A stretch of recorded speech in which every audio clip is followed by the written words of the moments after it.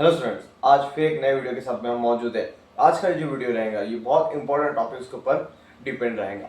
देख सकते हो आप, जैसे कि आज का ये जो टर्म है वो है बायोलॉजिकल मैग्निफिकेशन, जिसको हम क्या कहते हैं, बायो मैग्निफिकेशन। अब इसमें देखो होता क्या है, ठीक है। The increase in concentration of harmful chemicals like pesticides at higher trophic level is called as biological magnification.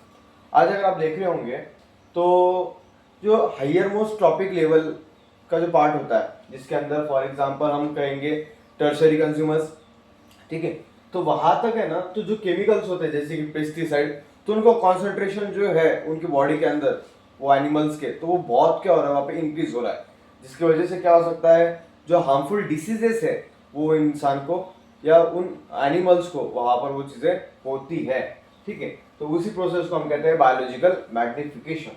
जैसे कि अगर एग्जाम्पल के तौर पर अगर मैं आपको बता दूं, pesticides are the harmful chemicals.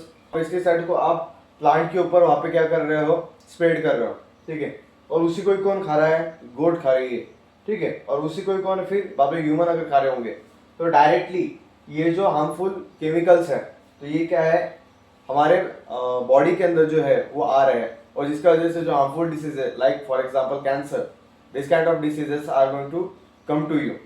तो ये वाली जो प्रोसीजर है, आई होप दैट ये जो इंपॉर्टेंट टर्म था ये आपको समझ में आया होगा, दैट इज बायोलॉजिकल मैग्निफिकेशन। अब जो नेक्स्ट टॉपिक हम देखने वाले हैं तो वो बहुत इंपॉर्टेंट है, दैट इज ओजोन लेयर। बहुत बच्चों ने तो ओजोन लेयर के बारे में सुना भी होगा, ठीक है।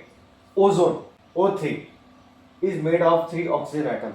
ये जो O3 है, ठीक है, ये 3 ऑक्सीजन एटम से क्या हुआ, बना हुआ है, और जिसको हम क्या कहते हैं, ozone. It is present in the stratosphere, जैसे आप इमेज के अंदर भी देख सकते होंगे, तो ये कहाँ पर प्रेजेंट होता है, तो स्ट्रेटोस्फीयर के अंदर प्रेजेंट होता है, ठीक है।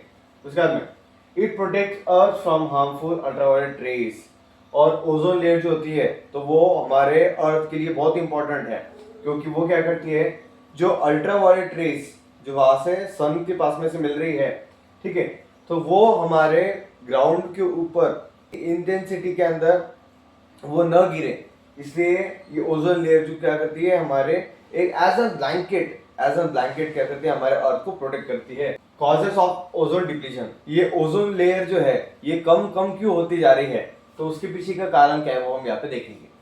जैसे कि सबसे बड़ा एग्जांपल जो होता है ओजोन डिप्लीशन का वो होता है क्लोरोफ्लोरोकार्बन, दैट इज CFC। ये CFC की वजह से ओजोन वहां पे क्या हो रही है, हमारी डिप्लीट हो रही है। Refrigerator, air conditioner, aerosol sprays, ठीक है, ये नाम तो आपने सुने ही होंगे। इनका ज्यादा से ज्यादा इस्तेमाल क्या कर रहा है, ओजोन लेयर जो है उसको क्या कर रहा है, कम कर रहा है, ठीक है।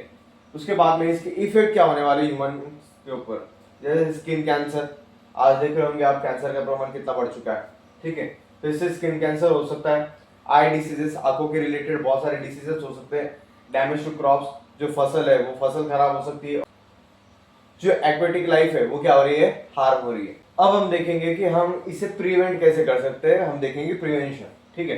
Use CFC free appliances. आप ऐसे अप्लायंसेस का भी इस्तेमाल कर सकते हो जहां पर क्लोरोफ्लोरोकार्बन न हो, ठीक है। You reduce harmful gases. आज देख रहे होंगे तो बहुत जितने भी हार्मफुल गैसेस है जिसकी वजह से क्या हो रहा है, ओजोन लेयर क्या हो रही है, डिप्लीट हो रही है, तो उन्हें हम क्या कर सकते हैं, उनका इस्तेमाल कम कर सकते हैं। फॉलो एनवायरमेंटल लॉज, जो एनवायरमेंटल लॉज बनाए हुए हैं उन्हें हम क्या कर सकते हैं, फॉलो कर सकते हैं, जिसकी मदद से ओजोन लेयर जो है वो डिप्लीट होना कम हो सके। अब कौन से एनवायरमेंटल लॉ है, अगर आपको पता है तो आप कमेंट के अंदर जरूर बताइए।